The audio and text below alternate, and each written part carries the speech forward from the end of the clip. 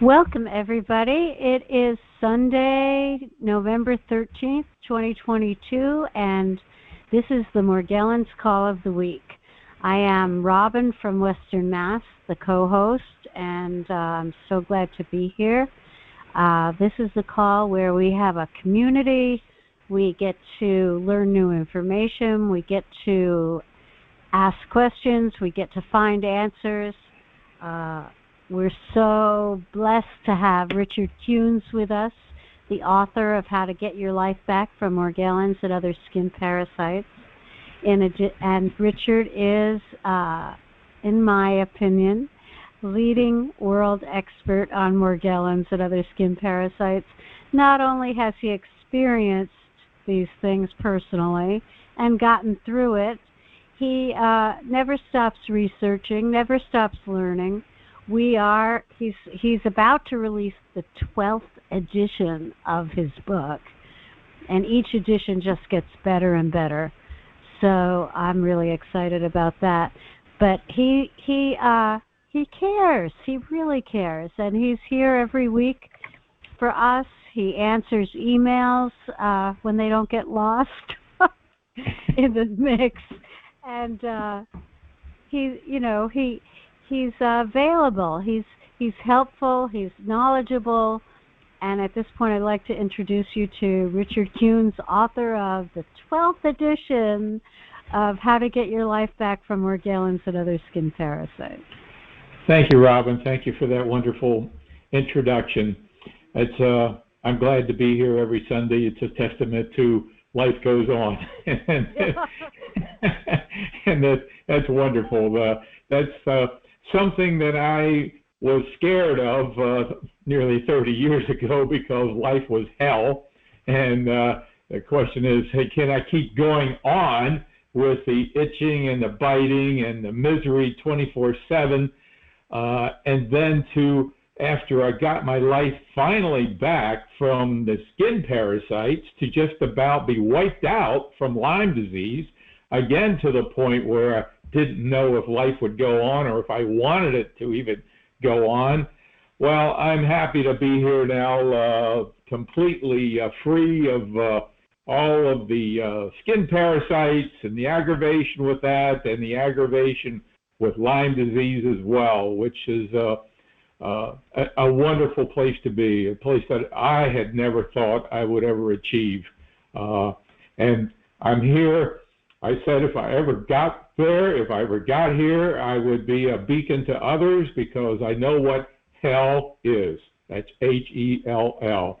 I know what hell on earth is. I've experienced it. I've felt it. I've been there. So I'm here for every one of you to soak up as much information from me as you possibly can so that you can get your life back from skin parasites and perhaps even Lyme disease as I have. Now, today's topic, I think many people would say, has nothing to do with Morgellons. EMF, electromotive force, electromagnetic force, can be expressed either way. What the hell does it have to do with Morgellons? Well, I never thought there would be a connection. First place, let me first of all say, I do not profess to be an expert on EMF. I'm here to share what I've heard from other people in the program over the years, their experiences, what I've read. So let's take it from that. I remember about maybe 10 years ago, there was a lady in the program, and as Robin said earlier, if I don't lose your email, very few do I lose, I will respond.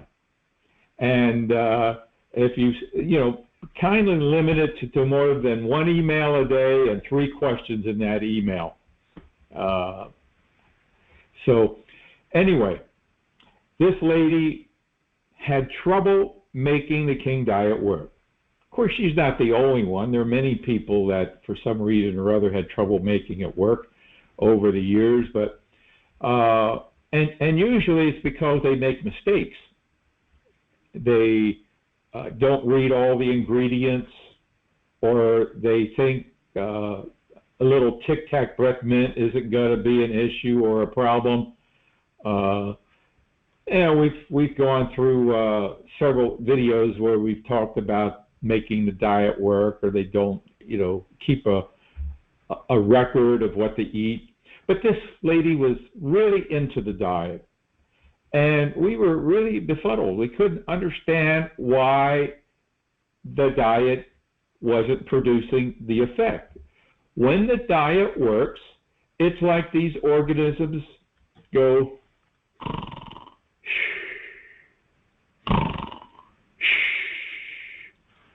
the activity practically goes to zero. It wasn't happening with her. Well, as time went on, perhaps 6 months or so, occasionally we'd email, and she was still trying to make the diet work. She discovered that in her neighborhood, there was a new installation that involved an electronic, I don't remember exactly what it was, but it was a lot of power being used. And it was discovered that it was not properly grounded. And this created an environmental EMF field in her area, may have been her neighbor. And when that facility was properly grounded, diet kicked in. She was basically over the moon and happy, and she was basically what she called cured of Morgellons.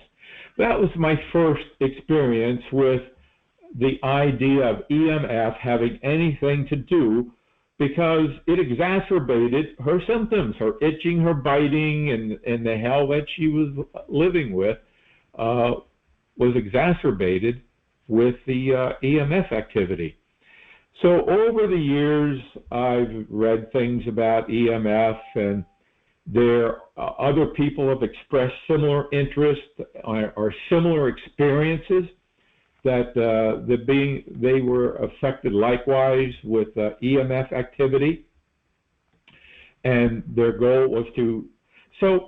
But EMF, what the hell does it have to do with Morgellons? Well, back on Mother's Day of this year, I did a program, and I invite all of you to go back there in YouTube videos and watch it.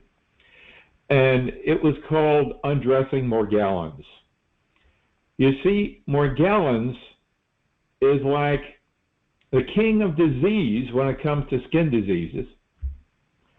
And this is the difficult thing to understand. Most people, when you're experiencing Morgellons, you're totally consumed with the idea that it's the Morgellons that's the problem. If you could get rid of Morgellons, life would be fine. Well, it turns out, in my experience, is that there are a lot of cofactors involved. And it's not the Morgellons. Imagine a chessboard. The king is the most important piece, but not the most powerful piece. All right? And the king easily falls, he can easily be wiped out when his defenses are wiped out. So the queen, the bishop, the rook, the knight, and even the pawns probably in many respects are more powerful than the king, depending if they're at the right place on the board. All right? So the king is as powerful, the most powerful piece, but only because of all of his buddies, his cofactors. You take them out of play and he falls pretty easily. So many people trying to figure out what Morgellons is they find cofactors. For instance, the Charles Holman Association, in their research on Lyme disease and the LLMDs, find 90% of us who have Morgellons are also dealing with Lyme disease, as I also had many years ago. Then you'll see videos that say Morgellons is fungal. They're assuming that 100% of us have Lyme disease, 100% of us are fungal connected. That's the disease. And even years and years ago, there was one guy, he was convinced that there was no Morgellons. It was just everybody had Strongyloides cervicalis. So people get pigeonholed. There's even a website that claims that Morgellons is a concrete eating organism. So everybody seems to get pigeonholed. And yes, these are cofactors. Rosebush disease, for instance, that's a cofactor. And they're internal intestinal parasites. So, for instance, there was a doctor I spoke with in Europe who was convinced that Morgellons was helminths, that's parasite, worms, nematodes. So people get pigeonholed, and yeah, if they treat the right cofactor and get rid of it, then Morgellons can fall. One of these cofactors, in my opinion, is EMF.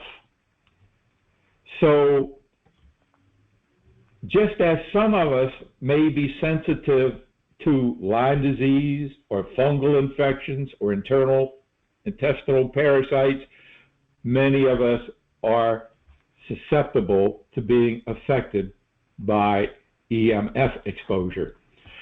So it is in our best interest to look at where potential EMF is coming from.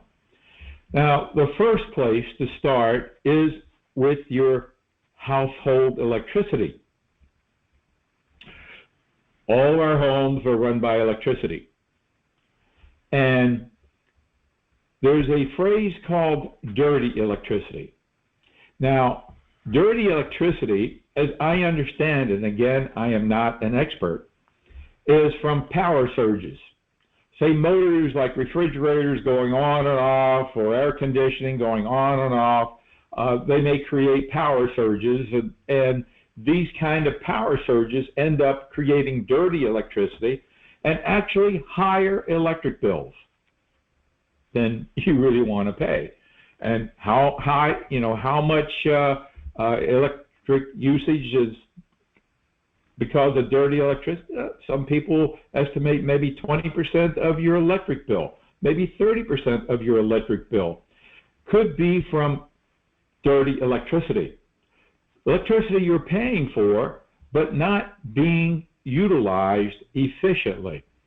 So one of my things, I was researching this several months ago and got sidetracked, and I intend to get back to it because I wouldn't mind saving a few bucks on my electric bill too, is to look into finding devices that you can use in your home. They're usually plug-in devices.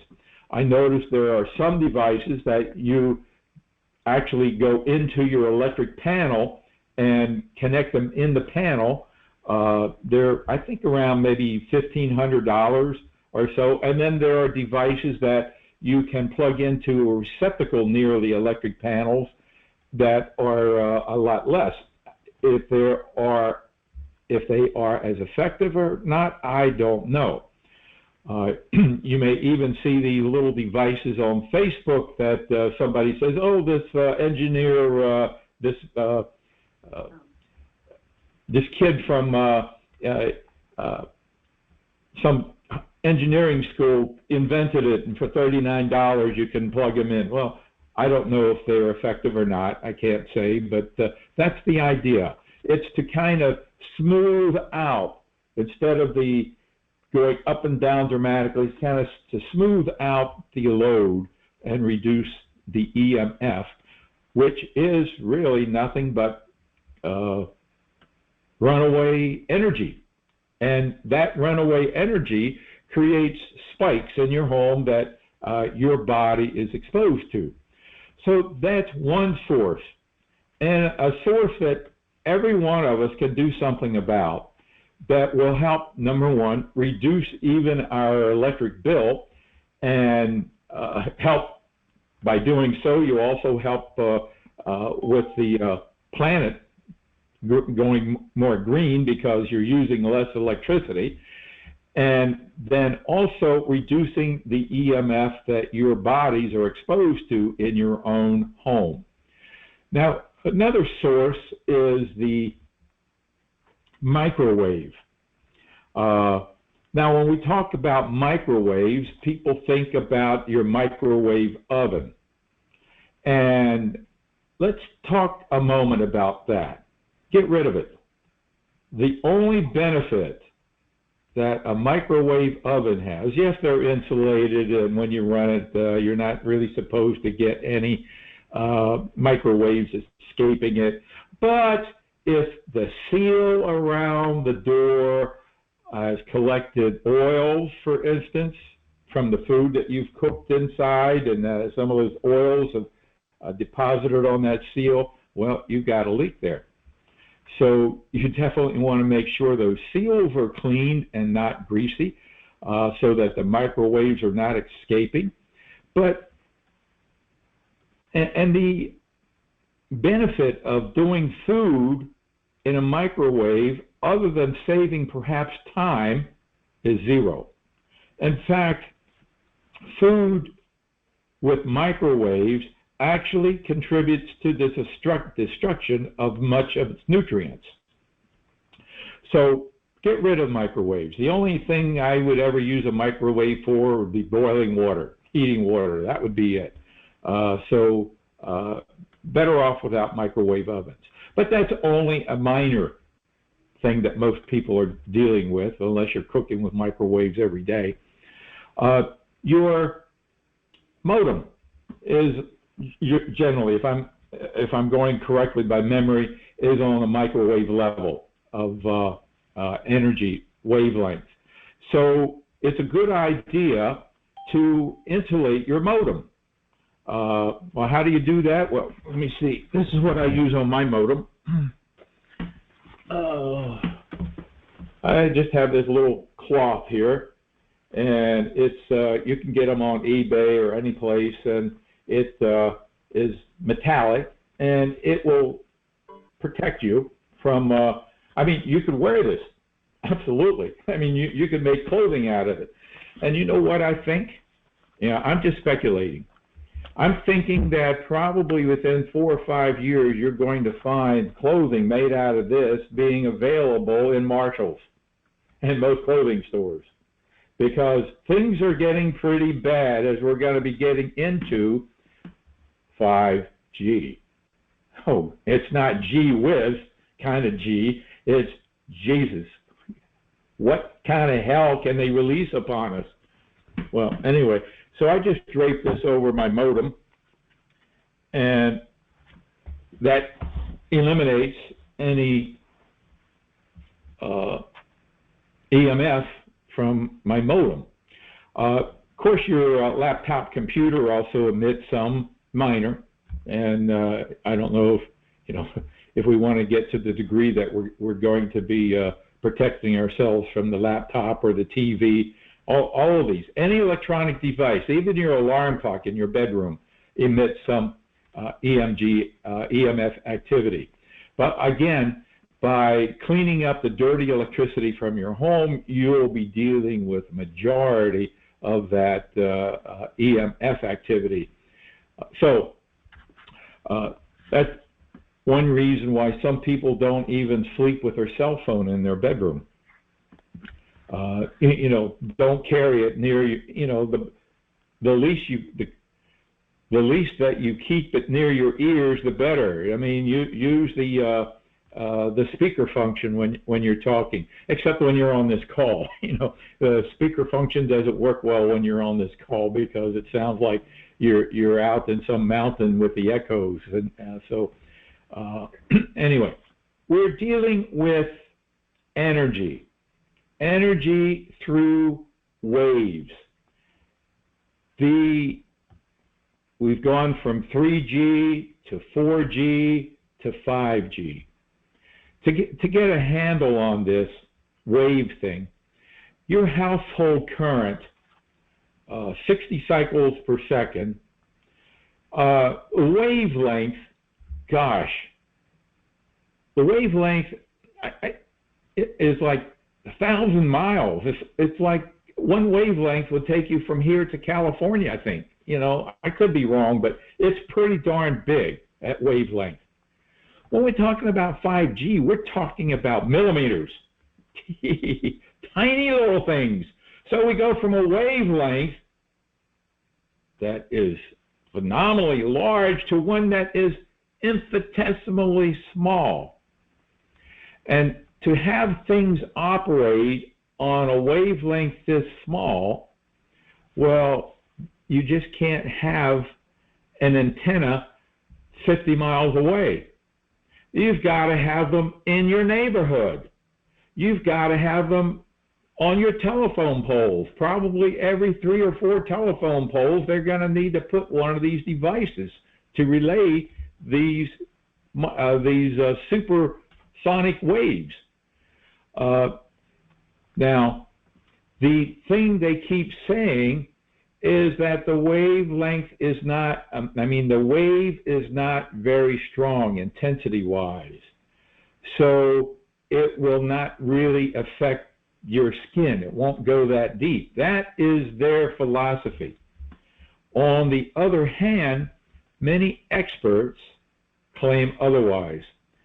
The email I sent out this morning was taken from a video that was transcribed by one of our subscribers, a volunteer. Her name is Andrea, for whom I thank very much for taking the time to have transcribed several of these. But the one this morning, of all of the ones that she's transcribed, I think is probably the most on target, the most informative about the dangers of 5G. Now, oftentimes with 5G, okay, let's go back and take a look at glutathione. Now, one of glutathione's things is that it protects us from radiation, solar radiation. Oh, yes, I'm sorry. I forgot to mention that radiation is a kind of a form of EMF as well. It's energy, waves, comes from the sun, a solar sun, okay? The solar spots on the sun release it. So we get ultraviolet radiation, we get all kinds of radiation, and now, man has been here on Earth all these millions of years and has adjusted and dealt with it.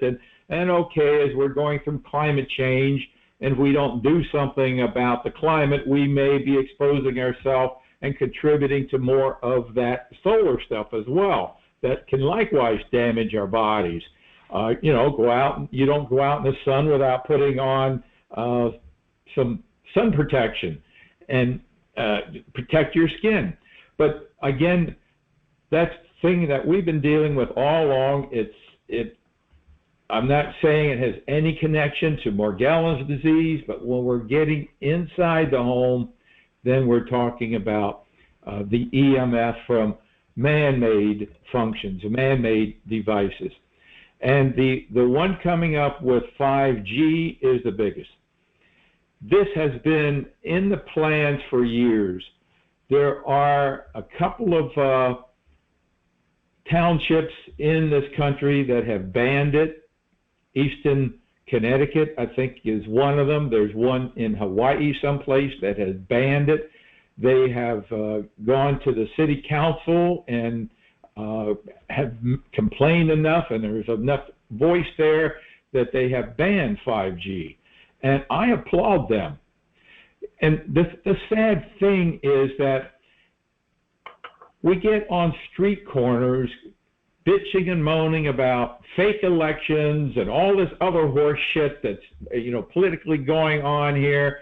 And the big killers, the things that we should be on street corners about, are things like 5G and glyphosate and Roundup, which is the same thing, and the bee-killing pesticides that Bayer is producing.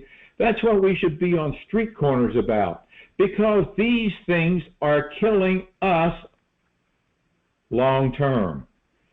So, yeah, the politics, they go and come, but the EMF and the 5G, if we let it happen, and it's bound to happen, is going to be long term. And there may not be a way out with some of this stuff.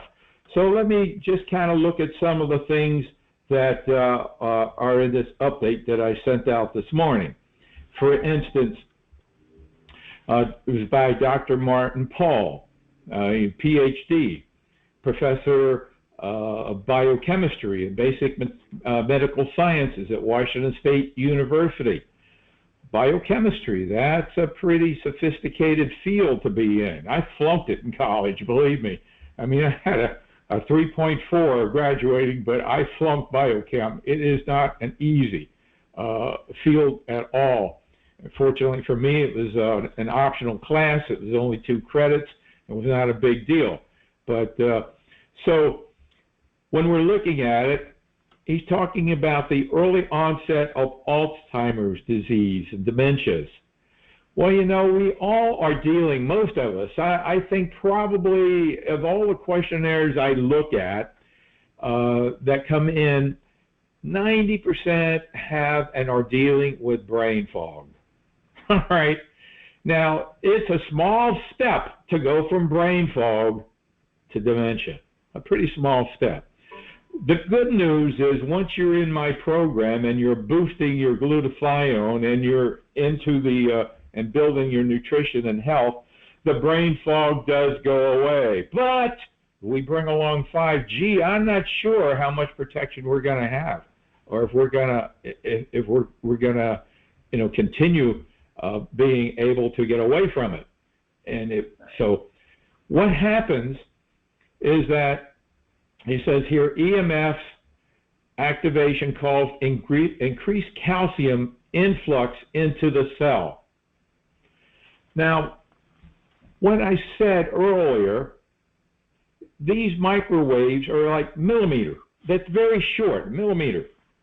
2.54 centimeters in an inch. 254 millimeters in an inch. All right?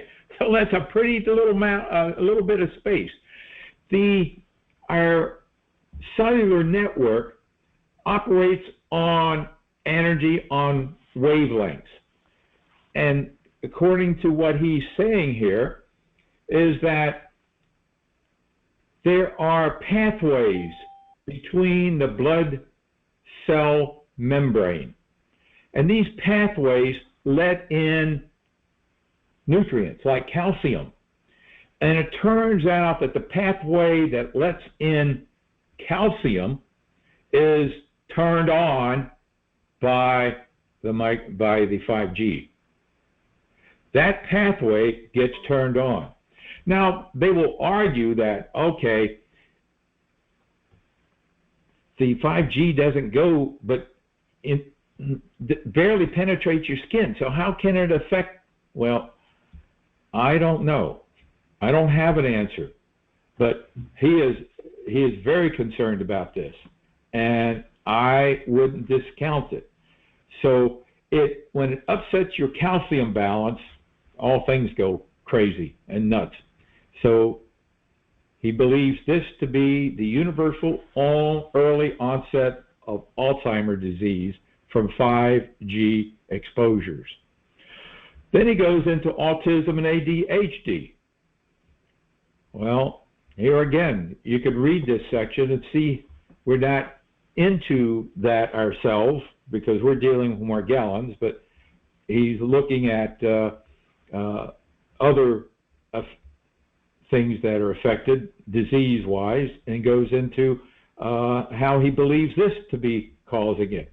Now, if we go back and look at some of the updates I issued years ago about glyphosate, Dr. What was the doctor's name? I forget.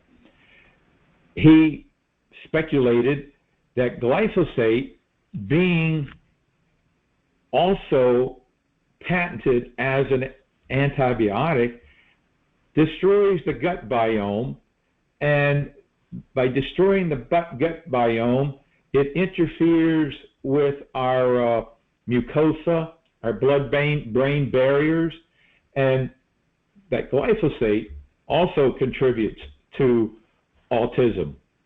Now, what I do know is that when people boost their glutathione, then oftentimes these problems can be somewhat eradicated or improved. So the idea, he goes on down here to talk about DNA effects, how EMFs affect DNA. Well, the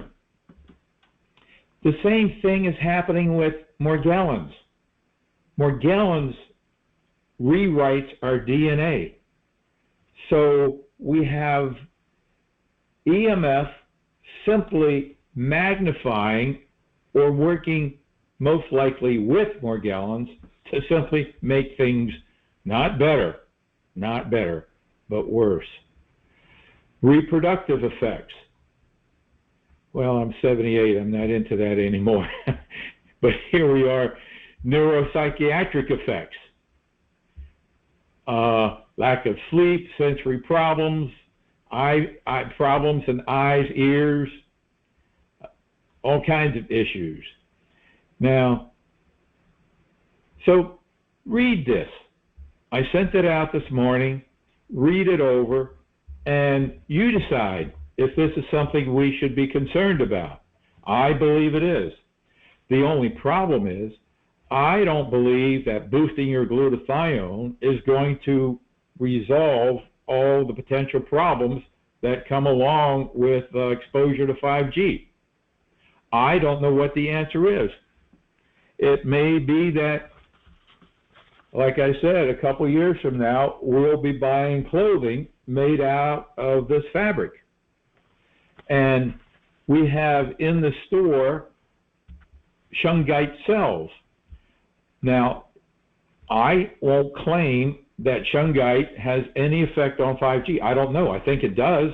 I would speculate it does, but I would never make that claim. I mean, I use it on my phone, but in any event, being with Morgellons, we want to look at these cofactors and do what we can to minimize them.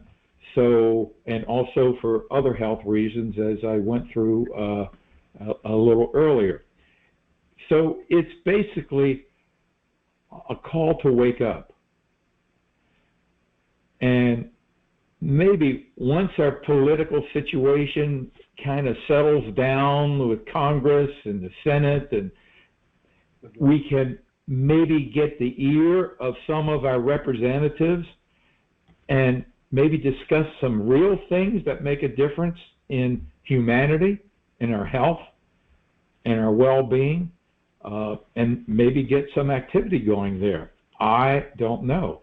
I can only hope that we can do something to head off this 5G. I do know that just a few months ago in the New York, the LaGuardia airport area, there was a big to-do about 5G. They were just putting it into action there. And so it is not in play in most of the country. The cell phones that you now purchase are 5G equipped, but they're not operating yet on 5G. They're most likely still on 4G. So this transition is coming. And these videos were produced a little over a year ago. So we want to do whatever we can to head it off. Again, 5G is only an EMF, and 5G are only cofactors. that affect some of us more than others who are dealing with Morgellons. And that's with Morgellons. But with our health overall, with autism, with Alzheimer's, these things we definitely want to be addressing as well. Okay. Robin, you have anything? Have you heard, you talked to any of your people that are 5G sensitive or EMF sensitive? No, but I've read a lot about it, how, you know, people, like they had 5G near an airport and all of a sudden everyone was getting cancer. Yeah. Right. Well, you know, Dr. Horowitz claims that, and I don't want to use the word, but when it first came to this country in Washington State, people were housed in a hospital that was 5G, and he claims that that's when the big C word that ruined our country for the last couple of years really took off. So I don't know. Dr. Horowitz, no, not Dr. Horowitz, Klinghardt, Dr. Klinghardt. Right. Yes, right. Dr. Klinghardt, it's his claim that 5G is what really got the big C word started in this country from that hospital in Washington State. But I don't know. Right. And the other thing is that, I mean, electromagnetic frequencies attract parasites, like computers, cell phones. They release electromagnetic frequencies. You may not be sensitive to them, but they will attract Morgellons or springtails or mites. And well, I'm glad you mentioned that, because that's one of the questions in my questionnaire. And it's not that they attract them, it's that they activate them, more so in some people than in others. That when you are around your laptop, you'll feel more itching and biting. That's simply because you're more sensitive to the EMF from your laptop. And I mentioned laptops earlier. That well, okay. I actually would get bites on my hands. Yes. It wasn't that I was, but it was from, they were on my laptop. They were on your laptop, okay. And I had to clean the laptop and sanitize it, and then I was fine. Right. All right, that definitely can happen. But with some people, when they are simply around their computer, they're going to feel more itching and biting feelings. And it's because the EMF from the computer or any electronic device can do that. And of course, many people do have problems with them getting into the laptop and having to disinfect your laptop. So that's another topic. How did you disinfect your laptop? I have these keyboard covers, which I can wash, and I spray with enzyme cleaner. And I found, because they were actually attracted and on my laptop, I would cover it with Ziploc plastic and work through the plastic, and they didn't come. And then they didn't come through. I mean, it doesn't stop EMF, but it stops bugs. Right. Okay.